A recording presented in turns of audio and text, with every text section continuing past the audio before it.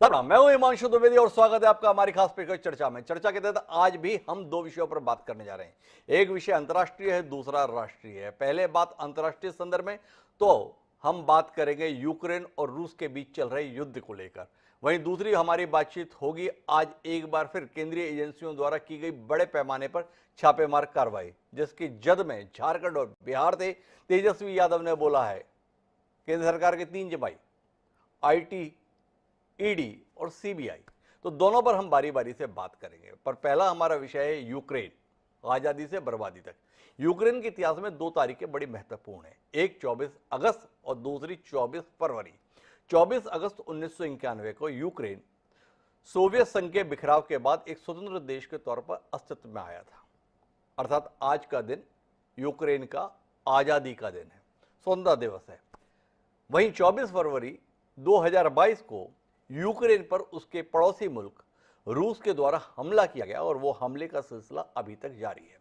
जब रूस ने यूक्रेन पर हमला किया था तो तमाम सैन्य विशेषज्ञ मानते थे कि ये हमला महज औपचारिक है, कुल मिलाकर इसमें ज़्यादा कोई लड़ाई वड़ाई होनी नहीं है, बामुश्किल 1 हफ्ते से 10 दिन का समय लगेगा और रूस यूक्रेन को दबोच लेगा। पर हफ्ते भर की बात तो जाने दीजिए, आज 6 महीने होने को हैं, पर युद्ध जारी है। तमाम आकलन, तमाम विश्लेषण धराशायी हो चुके हैं। पर इन 6 महीने में हुआ क्या है? एक खुशहाल देश यूक्रेन जो दुनिया के नक्शे पर दिखाई देता था, अब वह एक खंडर के तौर पर दिखाई दे रहा है। एशिया का अफगानिस्तान बना हुआ यूरोप का यूक्रेन दिखाई दे रहा है। यूक्रेन के राष्ट्रपति जेलेंस्की अभी भी सोशल मीडिया के माध्यम से दहाड़ते दिखाई देते हैं, लेकिन एक एक करके अपनी इंच दर इंच रूस के हवाले करते जा रहे हैं। जिस रूस का यूक्रेन पर कब्जे की बात करें तो कुल 7% भूभाग पर कब्जा था 24 फरवरी से पहले। क्रीमिया को यूक्रेन से छीनकर रूस में मिलाने का काम 2014 में पुतिन ने किया था। आज वो 7% से बढ़कर तकरीबन 22% तक पहुंच गया है। कुल मिलाकर क्या हासिल हो रहा है और क्या गंवाया जा रहा है?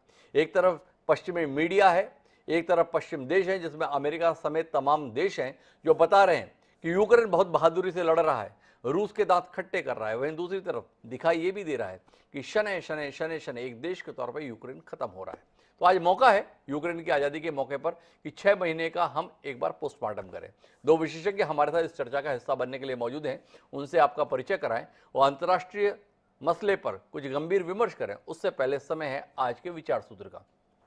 हमारा आज का विचार सूत्र महान तेलुगु विचारक का दिया हुआ है। 16वीं सदी में ये विचारक हुए थे वेनम। उनके द्वारा कहा गया चेप वच्चू बनलू सेव टू कस्टमो, अर्थात काम कहना तो आसान है, करना बहुत कठिन है। वेमना के द्वारा जो ये बात कही गई थी वो बात अमल में दिख रही है। युद्ध के संदर्भ में और जीतने के संदर्भ में जितने भी दावे कर लिए जाएं, पर इसे करना और जीतना दोनों ही बेहद कठिन है। ये रूस यूक्रेन के युद्ध के संदर्भ में दिखाई दे रहा है। इसे ध्यान में रखते हुए अपनी चर्चा को आगे बढ़ाते हैं, जिसका हिस्सा बनने के लिए हमारे साथ 2 खास मेहमान हैं। हमारे साथ रक्षा विशेषज्ञ के तौर पर पूर्व सेवानिवृत्त लेफ्टिनेंट कर्नल JS सोडी साहब खासतौर पर मौजूद हैं और साथ ही विदेशी मामलों के जानकार रोबिंदर सचदेव साहब हमारे साथ जुड़ चुके हैं। आप दोनों का स्वागत है। चर्चा की शुरुआत मैं सोडी साहब से करना चाहता हूं और बतौर सैन्य विशेषज्ञ उनसे समझना चाहता हूं। सोडी साहब भी कई आकलन के साथ हमारे साथ इस मसले पर चर्चा में पहले भी जुड़े हैं। उनका मानना था उस समय पर कि युद्ध शायद 9 मई को तो खत्म हो ही जाएगा, किसी न किसी मुकाम पर पहुंच ही जाएगा। पर सोडी साहब, आप समेत तमाम लोगों के आकलन एक तरफ है। लोग बोलते थे कि रूस लड़ नहीं सकता, इतनी लंबी लड़ाई लड़ना उसकी आर्थिक स्थिति के लिए संभव नहीं है। यूक्रेन के संदर्भ में लगता था उसके पास इतना सैन्य बल नहीं है कि रूस जैसी ताकत का मुकाबला बहुत समय तक कर पाए। पर सारे आकलन ध्वस्त हैं, युद्ध जारी है। आपका आकलन अब क्या है? जय हिंद डॉक्टर हिमांशु जी, ये मेरा सौभाग्य कि मैं आपके न्यूज चैनल में हूं। आपने बिल्कुल सही कहा। मैं और कई रक्षा विशेषज्ञ जब ये युद्ध शुरू हुआ तो हमें लगा था कि युद्ध महज एक फॉर्मेलिटी है और कुछ दिनों के अंदर ये युद्ध खत्म हो जाएगा। और हम ही नहीं, राष्ट्रपति पुतिन ने भी यही सोचा था।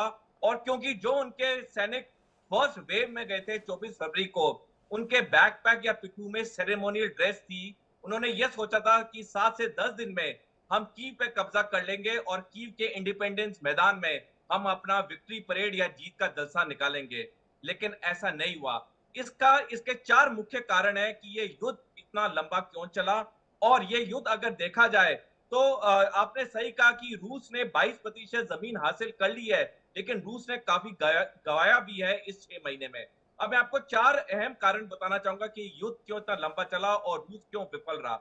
सबसे पहला, रूस ने जिस वक्त पे यूक्रेन में हमला बोला, वो 24 फरवरी का टाइम था। उस वक्त ईस्टर्न यूरोप में बहुत सर्दी होती है, बर्फ जमी होती है, जिसकी वजह से रूस के जो टैंक थे और बख्तरबंद गाड़ियां थी, वो खुले मैदान का इस्तेमाल नहीं कर सकी, उन्हें रोड पे चलना पड़ा और इसका फायदा यूक्रेनी सेना ने उठाया और उन्हें चुन चुन के मारा। टैंक या बख्तरबंद गाड़ियों का सबसे सैनिक फायदा तब होता है जब उनके पास खुला मैदान हो, ताकि वो मैनूवर कर पाए। दूसरा कारण ये युद्ध का इतना लंबा चलना ये था कि हमारी सैनिक पढ़ाई में सिखाया जाता है कि अगर आप आक्रमण करते हैं किसी देश पे या किसी पोस्ट पे, तो जो सैनिक की नफरी होती है वो 3:1 होनी चाहिए। यूक्रेन की सेना की नफरी तकरीबन 2 लाख है और सैनिक पढ़ाई से रूस को तकरीबन 6 लाख सैनिकों के साथ ये हमला बोलना चाहिए था, लेकिन रूस ने सिर्फ 2 लाख सैनिकों के साथ हमला बोला। तीसरा, ये लड़ाई इतनी लंबी चली इसलिए क्योंकि जिस भी देश में कोई दूसरा देश हमला बोलता है, अगर उस देश के जो नागरिक हैं, अगर उनकी विल, उनकी इच्छा, उनका साथ आक्रामक देश के साथ नहीं है, तो आक्रामक देश कभी विजय हो नहीं पाएगा। हमने ये चीज अमेरिका की 20 साल वियतनाम युद्ध में देखी, हमने यही चीज अमेरिका की 20 साल अफगानिस्तान में देखी, हमने यही चीज अमेरिका की 21 साल इराक वॉर में देखी। तो जब ये सारी चीजें हम देखते हैं, तो ये युद्ध लंबा चला क्योंकि 70% यूक्रेन की आबादी रूस के खिलाफ थी। और आखिरी कारण इस युद्ध का लंबा चलना ये है कि ये युद्ध बिल्कुल पुतिन के प्लान के मुताबिक नहीं चला, जिसकी वजह से 2 बारी पुतिन को अपना यूक्रेन का थिएटर कमांडर चेंज करना पड़ा और आज रूस की सेना का यूक्रेन में तीसरा थिएटर कमांडर है। तो ये जब हमें 4 महत्वपूर्ण रीजंस देखते हैं, तो हमें ये क्लियर हो जाता है कि ये युद्ध बहुत लंबा चला और इसमें रूस की विफलता रही। पर मैं आपसे समझना चाहूंगा, मैं रोबिन जी के पास जाऊं उससे पहले, क्या वाकई रूस इतना विफल रहा? रूस के संदर्भ में आपने ही हमें बताया था कि उसे 12 मासी जो है बंदरगाह इसके कारण से उपलब्ध हो गया, जो रूस के पास पहले नहीं था। दूसरा, दुनिया के तमाम मुल्क रूस को रोकने के लिए यूक्रेन को चारा बनाकर इस्तेमाल कर रहे हैं। यूक्रेन दिन ब दिन तबाह हो रहा है। खबरें भले ही मीडिया में आती रहेंगी, रूस का ये नुकसान वो नुकसान, पर साथ ही खबरें आती है कि ये शहर बर्बाद हो गया, ये शहर बर्बाद हो गया, ये इस इलाके पर रूस का कब्जा हो गया। कुल मिलाकर सोडी साहब, आपको नहीं लगता है कि पश्चिमी देशों ने, खासतौर पर अमेरिका और इंग्लैंड ने, यूक्रेन को बेवकूफ बनाकर रूस के हाथों बर्बाद करा दिया है और कुल मिलाकर एक हंसता खेलता देश शनै शनै बर्बादी की ओर और आगे बढ़ता जा रहा है? डॉक्टर हिमांशु जी, मैं आपका ये जो प्रश्न को 2 सब प्रश्न में आंसर करूंगा। सबसे पहला कि अमेरिका का रोल, जी आपने सही कहा, अमेरिका ने और नाटो देशों ने यूक्रेन का एक बेवकूफ बना के उन्होंने ये युद्ध करवाया जो इतना लंबा चला।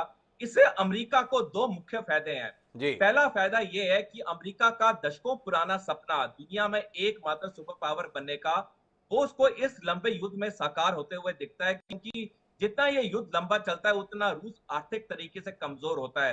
रोज जी तकरीबन $800 मिलियन का खर्चा रूस का आ रहा है यूक्रेन लड़ाई में। जी और दूसरा, अमेरिका की जो आर्म्स इंडस्ट्री है, दुनिया के 10 सबसे बड़े आर्म्स मैन्युफैक्चरिंग कंपनियों में से 6 अमेरिका में स्थित हैं।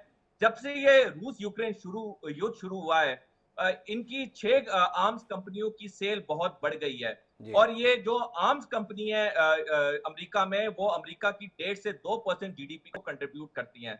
अब मैं आपके दूसरे प्रश्न पे आता हूं कि हाँ, रूस ने हासिल किया, रूस ने जमीन बढ़ा ली, 22% कर ली। रूस ने सबसे बड़ी चीज, रूस ने ब्लैक सी पे कब्जा कर लिया, क्योंकि अगर हम रूस का नक्शा देखें, रूस के उत्तर में आर्टिक ओशन है जो कि साल में से 9 महीना बर्फ में जमा रहता है, और 2 सागर हैं, बाल्टिक सागर और काला सागर। जी बाल्टिक सागर में से 10% रूस का व्यापार होता है और काला सागर में से, ब्लैक सी में से 90% रूस का व्यापार होता है।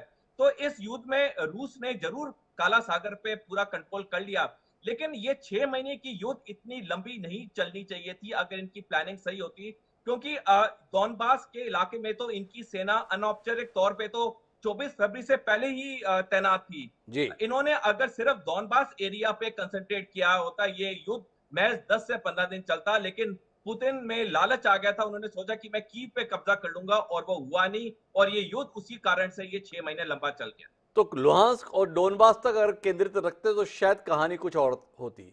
पुतिन कीव पर कब्जा करना चाहे, गलत समय पर करना चाहे, गलत तरीके से करना चाहे, और इस कारण से ये हालात दिख रहे हैं। इस आकलन के साथ सोडी साहब हैं, लेकिन मैं रविंद्र सचदेव साहब के पास आना चाहता हूं और अंतर्राष्ट्रीय स्थिति पर बात करना चाहता हूं। क्या सचदेव साहब, आपको नहीं लगता है कि शुरुआत में दुनिया के तमाम देश, जिसमें अमेरिका और नाटो देश शामिल थे, बड़े हवा भरे जेलेंस्की को, हम साथ हैं, हम तुम्हारे लिए हैं, प्रतिबंध का लगातार सिलसिला बनाया, पर अब देखने में आ रहे हैं सब रूस से व्यापार कर रहे हैं, बढ़िया तेल खरीद रहे हैं, बढ़िया गैस खरीद रहे हैं। पहले अपनी संसदों में जो है भाषण दिलवाए, ना आज तक यूरोपियन यूनियन की सस्ता मिली यूक्रेन को, और नाटो के संदर्भ में तो कोई प्रक्रिया भी आरंभ नहीं हुई। कुल मिलाकर क्या सोचते हैं आप, जेलेंस्की इतिहास के पन्नों में एक मूर्ख शासक के तौर पर याद किए जाएंगे, या एक बहादुर शासक जो रूस के आगे झुका नहीं, देश भले ही बर्बाद हो गया तो क्या हो गया, झुका तो नहीं? क्या कहते हैं Ravinder ji?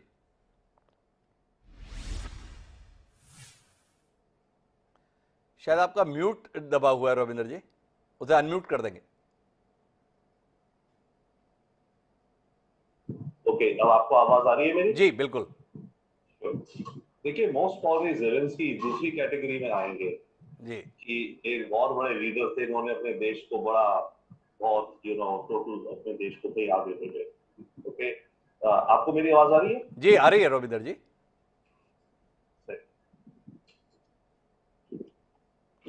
Just a moment. Okay जी रविंदर जी, आप बोलिए ना, आपकी आवाज पूरी तरीके से सुनाई दे रही है। मेरे को आपकी आवाज नहीं आ रही। मैं अपने पीसीआर टीम से बोलता हूं कि वापस रविंदर जी को कनेक्ट करने की कोशिश करें। मैं तब तक सोडी साहब से ही विस्तार देना चाहूंगा इसको, और मैं जानना ये चाहता हूं सोडी साहब, युद्ध अब लड़ा किस लिए जा रहा है, कौन क्या चाह रहा है? जेलेंस्की तो दावा कर रहे हैं, आज भी उन्होंने कोई सेमिनार वगैरह किया है जिसमें ये बताया कि हम क्रीमिया को भी वापस लेंगे, जो जमीन है उसे बचा नहीं पा रहे हैं, दावा क्रीमिया की वापसी का ले रहे हैं। पर रूस किस लिए युद्ध लड़ रहा है अब? हिमांशु जी, 25 अप्रैल 2022 को रूस के सेंट्रल मिलिट्री डिस्ट्रिक्ट के डिप्टी कमांडर जनरल रुस्तम मिनेकेव ने ऐलान किया था कि अब हमारा सैनिक लक्ष्य है डॉनबास के इलाके पे कब्जा करना, उसे क्रीमिया के साथ लैंड कॉरिडोर से जोड़ना, और आगे मोल्डोवा में ट्रांसनिस्ट्रिया इलाके के साथ इसको लिंक करना। इन्होंने अपना सैनिक लक्ष्य चेंज कर दिया अप्रैल के एंड में। अब ये भी सैनिक लक्ष्य इनसे पूरा नहीं हो पा रहा है, क्योंकि यूक्रेन डॉनबास में भी इनको एक मुंह तोड़ जवाब दे रहा है।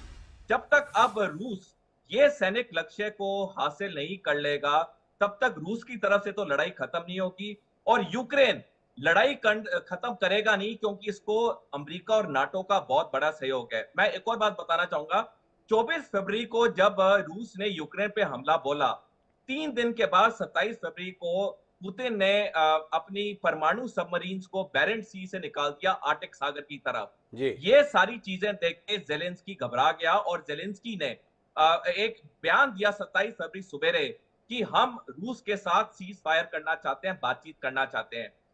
जेलेंस्की का यह बयान सुन के यूरोपियन यूनियन में हड़कंप मच गया, और यूरोपियन यूनियन ने एक आपातकालीन बैठक बुलाई, और 1 घंटे के अंदर 450 मिलियन यूरो यूक्रेन को ट्रांसफर कर दिया। उसके बाद अमेरिका और नाटो देशों ने और सहयोग दिया, और 27 फरवरी के 450 मिलियन यूरो ने इस पूरे युद्ध का जो डायरेक्शन थी उसको बदल दिया। तो युद्ध अब उस मुकाम पे पहुंच चुका है जहां पे ना रूस पीछे होना चाहता है जब तक उसका सैनिक लक्ष्य नहीं पूरा होगा। यूक्रेन हार मानने को तैयार नहीं, क्योंकि उसको अमेरिका और नाटो देशों का सहयोग है। तो ये युद्ध 6 महीने और चलेगा, जो कि अमेरिका की खुफिया एजेंसी सीआईए ने भी 13 अप्रैल को बताया था कि ये युद्ध इस साल के दिसंबर के एंड तक चलेगा। तो लंबा चलना है। मैं वापस रविंदर जी के पास जुड़ने की कोशिश करता हूं। रविंदर जी, मेरी आवाज सुन पा रहे हैं? मेरे को आ रही है, आपको आ रही है? जी बिल्कुल रविंदर जी। तो हमारा सवाल अनुत्तरित रह गया था आपके साथ, आपका नजरिया। आपका क्वेश्चन था कि जेलेंस्की मूर्ख लीडर माना जाएगा या ब्रेव लीडर। मेरे विचार से शायद हिस्ट्री इसको ब्रेव लीडर की तरह से ट्रीट करेगी, चाहे कि हालांकि इसने जो करा है मेरे विचार से तो कुछ हद तक मूर्खता का भी काम करा है, पर वो अलग रखिए।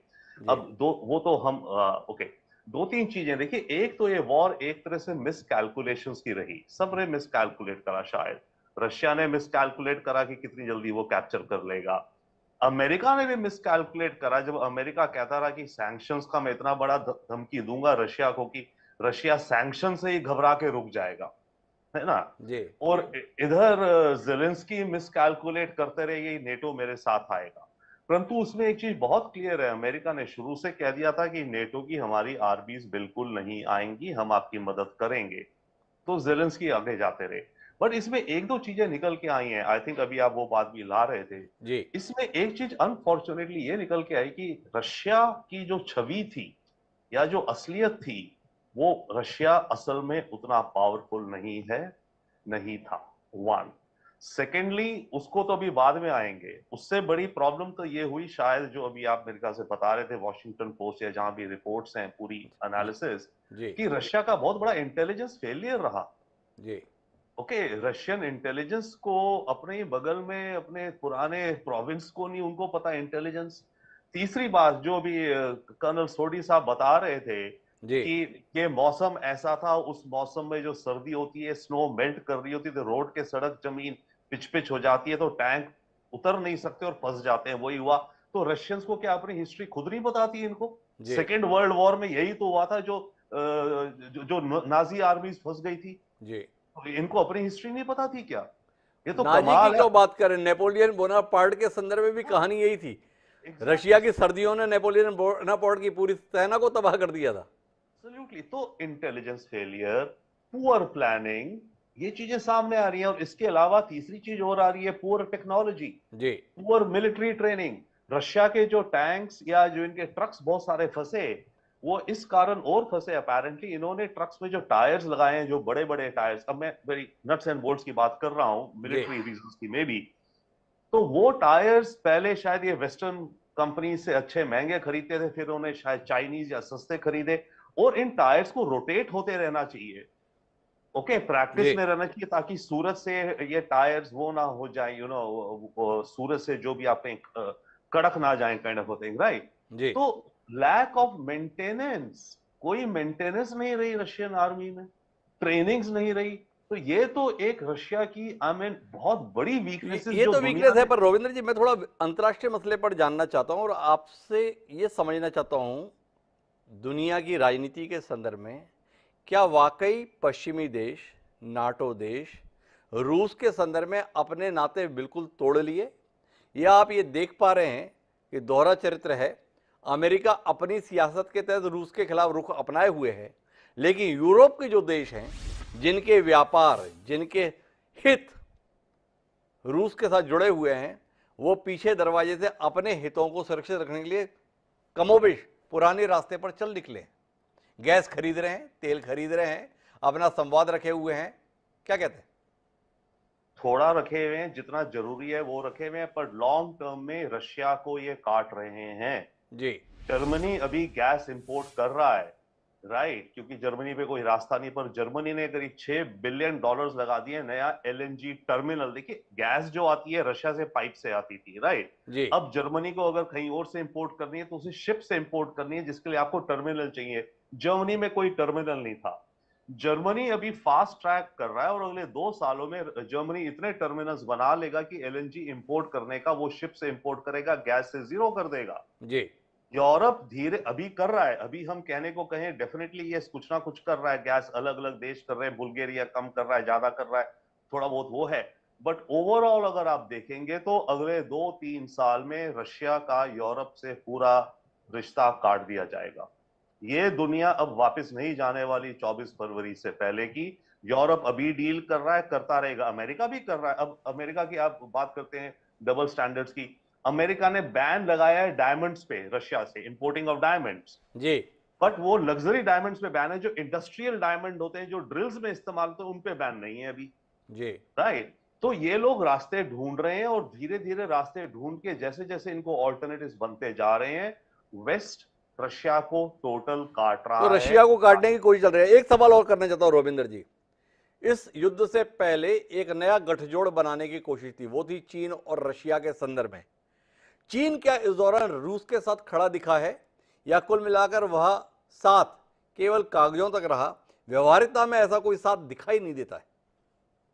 नहीं, व्यवहारिकता में भी थोड़ा बहुत तो दिखा है इन टर्म्स ऑफ स्टेटमेंट्स जो आती हैं, स्टेटमेंट्स जो हैं चाइना की, वो रशिया के फेवर में आती हैं, राइट। जी बट यू राइट कि ज्यादा कुछ चाइना रशिया के साथ खड़ा हुआ दिखा नहीं। But from a diplomatic point of view, जो दुनिया का जो नजरिया, जिस नजरिए प्रिज्म से चाइना दुनिया को देखता है, उसमें वो अवश्य ही फिलहाल रशिया के साथ खड़ा है। या ऐसे कहिए कि अमेरिकन एक्सपेंशनिज्म या अमेरिकन जो भी पॉलिसीज के खिलाफ खड़ा दिखा है, परंतु ऑन द ग्राउंड चाइना ने ज्यादा नहीं करा है। ठीक है, इकोनॉमिक तेल खरीद रहा है ज्यादा, हम भी खरीद रहे हैं, जी फूड खरीद रहा है ज्यादा, फर्टिलाइजर ज्यादा खरीद रहा है चाइना, ठीक है, उन चीजों का फायदा उठा रहा है, वो कर रहा है। बट सैंक्शंस को ज्यादा वो फ्लाउट नहीं कर रहा है। ज्यादा मिलिट्री सप्लाईज जहां तक समझ आ रहा है चाइना रशिया को नहीं दे रहा है, और मिलके लड़ने की बात तो आप भूल ही जाइए। तो China definitely yes American side में नहीं है इस वॉर में। चाइना यस डेफिनेटली रशिया की तरफ दिखता है और है भी, परंतु on the ground real support जो रशिया को, अगर रशिया को चाहिए जो भी, वो दिखता नहीं है अदर देन मेंटेनिंग स्टेटस को।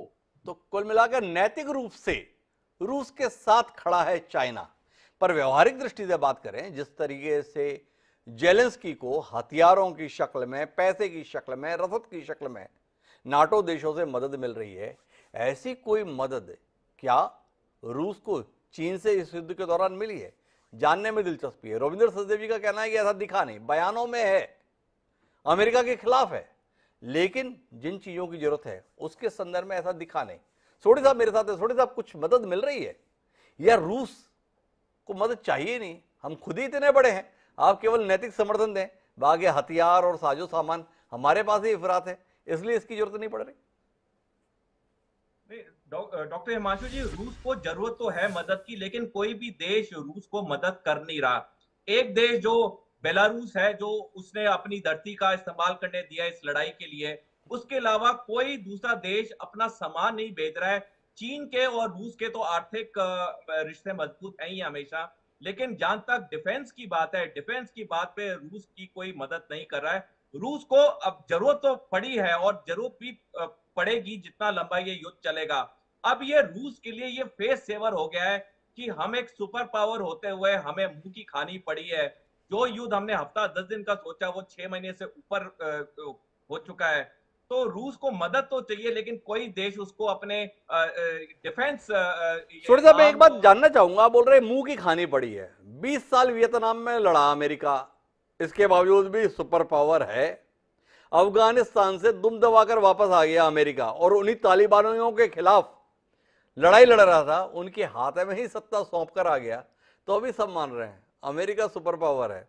तो रूस 6 महीने से यूक्रेन में लड़ाई लड़ रहा है, दिन ब दिन अपना कब्जा बढ़ा रहा है, फिर भी हम ये माने कि रूस हार रहा है, रूस कमजोर साबित हो रहा है।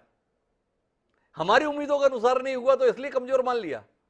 एक देश 20 साल लड़ने के बाद दुम दबाकर वापस आया तो भी सुपर पावर, और रूस लगातार विस्तार ले रहा है तो भी हम मान रहे हैं कि कमजोर साबित हो रहा है। थोड़ा विरोधाभास नहीं है?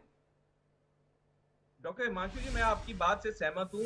देखिए, ये जो मॉडर्न टाइम के युद्ध हैं, ये इतनी लंबे टाइम चले तो ये विफल ही माने जाते हैं।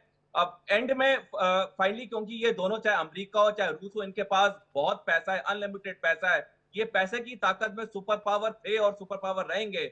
लेकिन अगर हम एक सैनिक केस स्टडी के हिसाब से देखें तो ये युद्ध फेलियर है, चाहे अमेरिका का अफगानिस्तान से भागना है, चाहे अमेरिका का वियतनाम में, अमेरिका का इराक में। क्योंकि जैसे मैंने आपको बताया, कोई भी मॉडर्न युद्ध हो, मैं आपको भारत पाकिस्तान युद्ध की कहानी बताना चाहता हूँ 1 मिनट में। 1971 की अप्रैल 1971 में तब के प्रधानमंत्री श्रीमती इंदिरा गांधी ने भारतीय सेना के अध्यक्ष फील्ड मार्शल मानेकशॉ को बुलाया और बोला कि मैं चाहती हूं कि आप बांग्लादेश में आक्रमण करो, ताकि, क्योंकि बहुत रिफ्यूजीज इंडिया आ रहे हैं। जनरल फील्ड मार्शल मानेकशॉ ने इंदिरा गांधी जी को बोला कि अगर मैं आपके कहने पे युद्ध करता हूं अभी, तो मैं आपको सिर्फ हार दे सकता हूं, लेकिन अगर आप मेरे को युद्ध मेरे टाइम पे करने दें, जो कि दिसंबर है, मैं आपको जीत का आश्वासन देता हूं। इंदिरा गांधी जी ने फील्ड मार्शल मानेकशॉ की बात मानी। फील्ड मार्शल मानेकशॉ ने दिसंबर में युद्ध किया बांग्लादेश में, और 14 दिन के अंदर, महज 14 दिन के अंदर हमने बांग्लादेश में विजय पा ली। इस मॉडर्न युद्ध जितना लंबा चलता है उतनी आक्रामक जो देश होता है उसकी प्रॉब्लम बढ़ जाती है, क्योंकि कोई ना कोई दूसरे देश को सपोर्ट करता ही करता है। कोई ना कोई देश को सपोर्ट करता है। सोडी साहब का कहना है कि लंबा युद्ध चलना अपने आप में विफलता की निशानी है। मैं आखिरी टिप्पणी के लिए रोविंदर जी आपके पास आना चाहता हूं। भारत ने जब पाकिस्तान पर हमला बोला तो उस समय भारत का उद्देश्य ढाका पे कब्जा करके वहां शासन चलाना नहीं था। उसने केवल अपनी कार्रवाई को अंजाम दिया, वापस लौटाया। क्या रूस का वाकई उद्देश्य लुहांस्क या डोनबास इलाके को स्वतंत्र करना है या एक देश के तौर पर यूक्रेन की पहचान को खत्म करना है? रूस डोनबास इलाके, लुहांस्क इलाके में अपने पासपोर्ट बांट रहा है, रूसी भाषा में शिक्षा शुरू कर दिया है, स्कूलों का पुनर्निर्माण शुरू कर दिया है। क्या रोविंदर जी आपको नहीं लग रहा है कि रूस यूक्रेन नामक एक देश की कहानी खत्म करना चाहता है और ये भविष्य लिखना चाहता है कि यूक्रेन का भूभाग भी रूस का ही एक हिस्सा रहे? अंतर नहीं है दोनों बातों में? जी हाँ, बिल्कुल। देखिए, रशिया की ये जो वॉर है, इसका जो अगर इनका फिलॉसफी तो यही है कि यूक्रेन तो एक अलग देश होने की हैसियत ही नहीं है, यूक्रेन तो हमारा ही हिस्सा है। और इसमें बाय द वे एक बहुत बड़ा रिलीजियस एंगल भी है। रशिया की जो वॉर है, पुतिन की जो वॉर है, या जो भी रशियन एलीट, पुतिन अकेले नहीं है, रशिया के एलीट सारे पावर में जो है इस समय, उनका ये विचार है कि वेस्ट जो है ये बहुत इलिबरल हो गया और रशियन का जो चर्च है, हमारी जो चर्च की ऑर्थोडॉक्स वैल्यूज हैं, ये बेटर हैं और यूक्रेन तो हमारा ही हिस्सा है और यूक्रेन को तो इंडिपेंडेंट होने का कोई मतलब हैसियत ही नहीं है। ये ओवरऑल है। अब रशिया यस यूक्रेन पूरे को कब्जा करने में विफल रह रहा है, डॉनबास पे ही करते जा रहा है। बट आपका क्वेश्चन बहुत वैलिड और बहुत बहुत स्ट्रांग है कि अमेरिका जब अफगानिस्तान में 20 साल में कुछ नहीं कर पाया, 3 ट्रिलियन 2 ट्रिलियन डॉलर करके भाग के वापस चला गया, वियतनाम से चला गया। परंतु बात इसमें यह निकल के आ रही है कि रशिया की सुपर पावर पे क्वेश्चन इसलिए आ रहा है कि जो भी अंदाजे फिलहाल के लिए आ रहे हैं उसमें यह दिख रहा है कि रशियन एक तो स्ट्रैटेजी गलत जा रही थी, मतलब हाइंडसाइट में तो हर कोई सही कह सकता है, पर देखो तो गलत है इनकी जो स्ट्रैटेजीज। इनकी टेक्नोलॉजीज भी काम नहीं कर रही, इनके टैंक काम नहीं कर रहे हैं ढंग से। इनके टैंक्स को जो जैवलिन स्टिंगर उड़ा रहे हैं, इनके टैंक्स के डिजाइन में फ्लॉ है। वो इनफैक्ट भारत के लिए बहुत बड़ा खतरा है, वार्निंग है, हमें उसको कुछ करना चाहिए इमीडिएटली। इनके टैंक्स की जो फ्लॉज है इनके अंदर, राइट। इलेक्ट्रॉनिक जैमिंग ये नहीं कर पा रहे हैं। रशियन एयरफोर्स कहां है? इमेजिन करो, यूक्रेन के ऊपर रशियन एयरफोर्स का कोई कंट्रोल ही नहीं है। इनके पास इतनी बड़ी एयरफोर्स, वहां उनकी कुछ, ये तो दो कंट्रीज के बीच में वॉर है। नंबर ऑफ डेथ्स आप देखिए, अमेरिका ने 3000 सोल्जर्स मारे गए अफगानिस्तान 20 साल में, शायद, राइट। 20 साल में 3000 अमेरिकन सोल्जर्स मारे गए। यहां रशिया के अपेरेंटली कुछ हो ना हो, कम से कम 10,000 मारे गए 6 महीने के अंदर। तो कुल मिलाकर अगर हम बात के मर्म पे पहुंचे तो रूस जो कुछ भी हासिल कर रहा है, पर अब तक के युद्ध में एक ताकत के तौर पर, एक सुपर पावर के तौर पर रूस की हैसियत को धक्का लगा है। रूस की जो भी सफलताएं हों, पर साख के तौर पर तो उसके हिस्से में नुकसान ही आया है।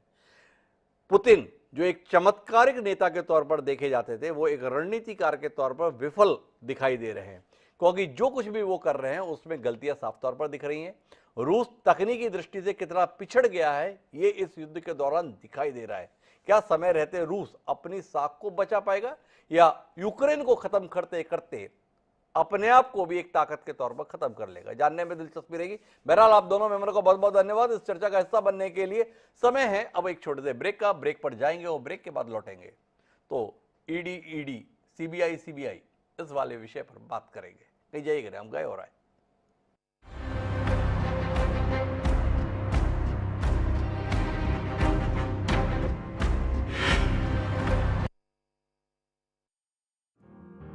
छत्तीसगढ़ के